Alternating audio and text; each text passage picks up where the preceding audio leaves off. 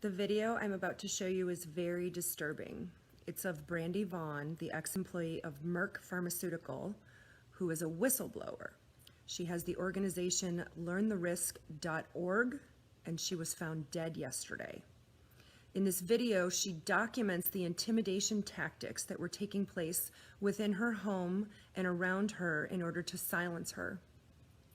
At the end of the video, she says that she will not stop, that these mandatory vaccinations are for profit and not for public health. Keep that in mind when watching this video, that Merck is the vaccine company that makes the MMR vaccine, the measles, mumps, rubella vaccine. I've screen recorded this video because of the censorship and because so many videos are disappearing. I encourage you to do the same. Please share this video. We owe it to Brandy to keep this fight going. Hi, I'm Brandy Vaughn, and for those of you who don't know me, I have been an activist speaking out against SB 277 here in California.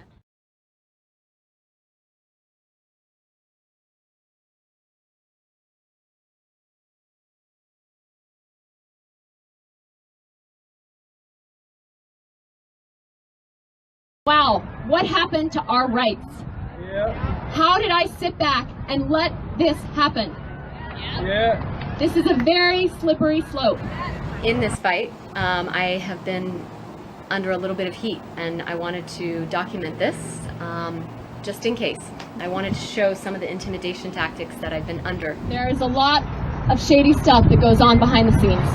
I got involved in this fight because I used to work for Merck here in Santa Barbara, where I live, and I worked there from 2001 until 2003, and I sold Vioxx for Merck. Vioxx was eventually taken off the market, and it was proven that Merck had knowledge that it increased heart attacks and stroke by 2 times, and it injured and killed a lot of people. It was eventually pulled off the market, and I lost a lot of faith in the healthcare system. I went to Europe, and then I came back with a 6-month-old son, and I was bullied at the pediatrician's office in San Francisco when I asked to see vaccine inserts and questions about them. That was a huge red flag for me because I already had mistrust of doctors and the healthcare system in general and pharma. And so I did a lot of research, and that was 4 years ago, and that was where my vaccine research started. And I realized that they were not very safe, actually, and not very effective, and I chose not to vaccinate my son. So when I heard about SB 277 in California, I decided that it was important that my voice was heard and that I was speaking up against it and part of the fight. So when I made that decision 3 months ago, I know that I knew I was going to take some heat for it, but I wasn't quite sure how much heat. And so I'm making this video today to describe the intimidation tactics that have been used against me to try and silence me. The first one happened when I was coming back from the Capitol rally in Sacramento against SB 277. We're not going away! We're not going away! We're not going away! We're not going away! And I came home with a friend to my hide key being on my doorstep, open to the key. And the story behind this was a year ago when I bought my house, I hid that deep in the bushes, and 6 months ago I had looked for it because I thought, well, it's probably not a good idea to have a key to my house right outside my door. I couldn't find it, but when I came back from Sacramento, that one time, it was about 2 months ago, that the key was on my doorstep, open to the key.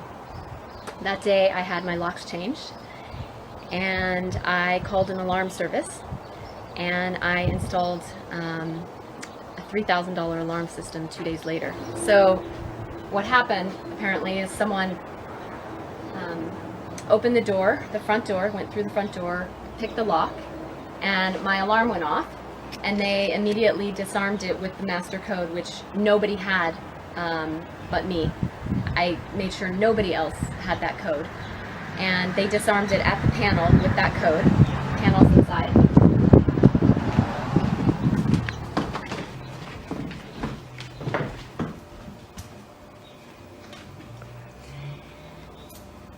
according to the alarm company, at 3:45 in the morning, somebody entered in through the front door, the alarm went off. They disabled the alarm by putting in the master code right away into the panel. And then at 3:46 in the morning, my hallway monitor sensor went off. So someone went down the hall. And then at 3:48, someone opened my dining room window and then closed it right away. And then if you notice, the dining room window actually faces out towards the backyard, which is much more private than the front door, which they used to enter that time. And then they went over to the keypad, entered the code again, and then left through the front door at 3:49. After the incident, I talked to some security experts who have actually done intimidation for corporations, and they explained a few things. They said, well, they were probably tapping your place, so everything I say and do in here is listened to, if not watched. And then opening of the back window, because it's a much more private way to get in for future reference, for future visits. When I did return home, and the police came in and made sure nobody was here, and then I came in after the alarm was set off, after the break-in. And what I did notice was they had left this window unlocked, like this. And before I left for Sacramento, all of the windows and doors were locked, double locked actually. I went through twice to make sure that they were locked. So after that happened, I didn't really feel comfortable sleeping in my house again, because of course they could come in and disarm my alarm whenever they wanted. There wasn't really another way to secure the system. I changed the code, but again, who knows how they got the code in the first place. The security expert is pretty convinced that the house is tapped. My phone is being listened to, my conversation, my text messages, and then my computer, both my computers as well. The next thing that happened actually was with my computer. So one of the things that the police wanted to know was if anything was taken in the break-in. Of course, nothing was, because they weren't here to take anything. I did have a computer here in a hiding spot, and when the police were here, I did actually come and look to make sure the computer was still here, and it's here above the microwave is its hiding spot. It's not a place anyone would know to look for the computer, and it's not, you know, especially in being here only 4 minutes. 2 days later, after that happened, after the break-in happened, I walked into my place to move some stuff out, and the computer was taken from its hiding place and put in the middle of the floor. And so I came back home to pick up some stuff. I wasn't staying here any longer, and that message was there, which was obviously very scary, because clearly somebody had been listening in, if not watching, as to where the computer was. So after that, I decided that it would be best to get out of town, and I left town for a couple of weeks and really went off the grid for a good part of that.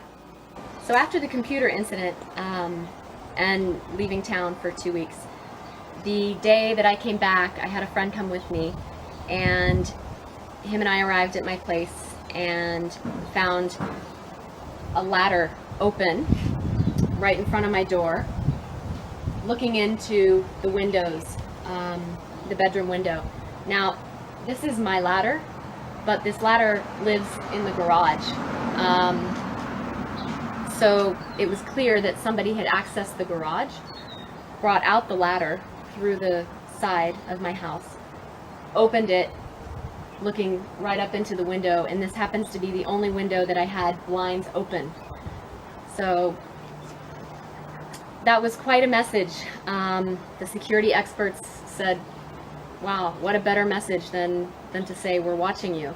And this actually happened the day that I came back into town. So they clearly knew that, well, it happened the night before. They clearly knew when I was coming back. The neighbor who was feeding my dogs came over after half an hour after we found the ladder, and she asked, so what's with the ladder? And I said, I don't know. I mean, I didn't put it there. And she said, well, it wasn't there yesterday. So it means that it happened the night before I came back into town after 2 weeks. So clearly they are watching. The next incident was just 2 days later, and that's in the garage. This Buddha was on the floor. Normally the Buddha is pretty heavy. It was on here on top of the dog cage, holding the towel to cover it up at night for the dogs. So it was taken off of here, and there's really no way it could have fallen because, I mean, it's actually really heavy, and if it had fallen, it would have fallen, you know, some different way. But I walked in and I found it right there on the ground. The pictures were also knocked over. So then 2 days later, I noticed it first through the kitchen window, and it's not something I have ever seen before, but there is a duck.